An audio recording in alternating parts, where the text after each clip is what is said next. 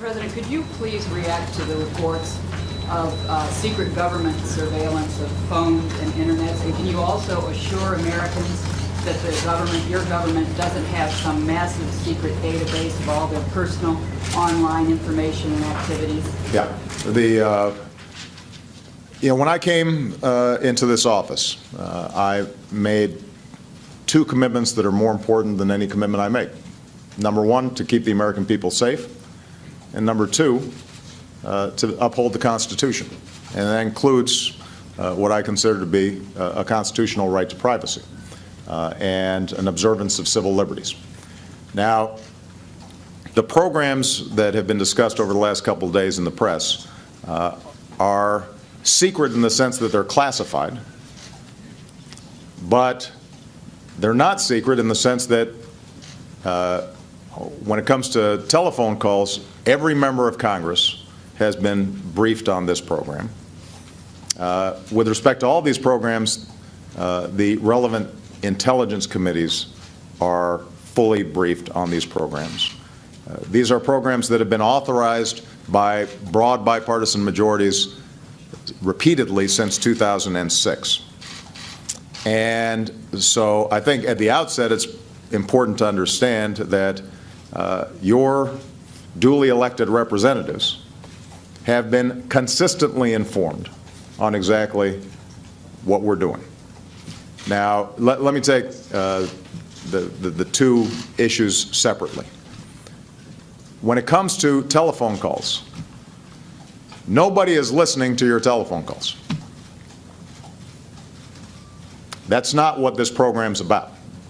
As was indicated, what the intelligence community is doing is looking at phone numbers and durations of calls. They are not looking at people's names, and they're not looking at content. But by sifting through this so-called metadata, they may identify potential leads with respect to folks who might engage in terrorism. If these folks, if the intelligence community then actually wants to listen to a phone call, they've got to go back to a federal judge, just like they would in a criminal investigation. So I want to be very clear.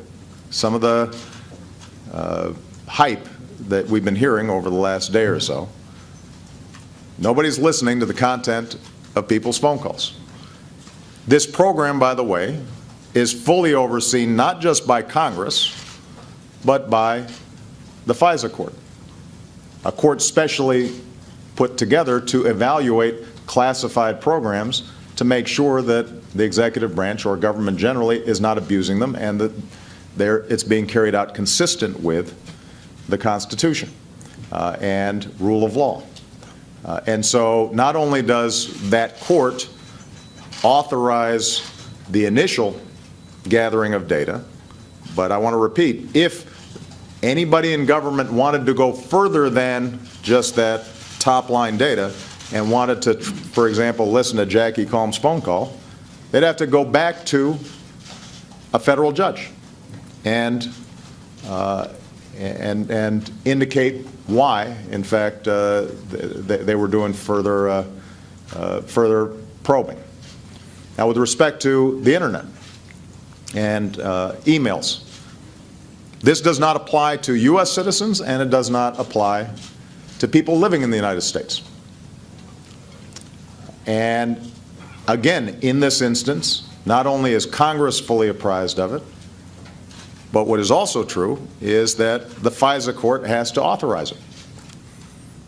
So, in summary, what you've got is two programs that were originally authorized by Congress, have been repeatedly authorized by Congress. Bipartisan majorities have approved them. Congress is continually briefed on how these are conducted.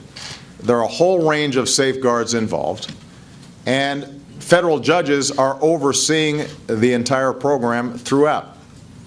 We're also setting up, we've also set up an audit process when I came into office to make sure that we're after the fact, making absolutely certain that all the safeguards are being properly observed. Now, having said all that, you'll remember when I made that speech a couple of weeks ago about the need for us to shift out of a perpetual war mindset.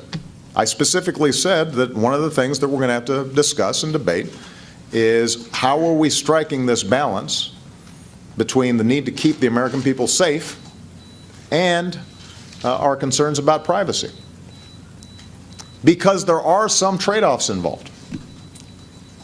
I welcome this debate, and I think it's healthy for our democracy. I think it's a sign of maturity, because probably 5 years ago, 6 years ago, we might not have been having this debate.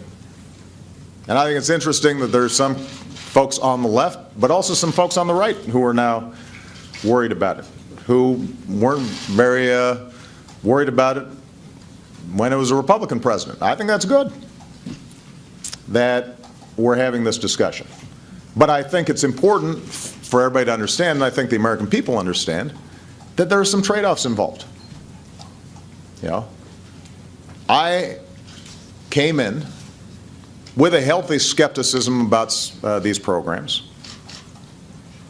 My team evaluated them. We scrubbed them thoroughly. We actually expanded some of the oversight, increased some of the safeguards. But my assessment and my team's assessment was that they help us prevent terrorist attacks.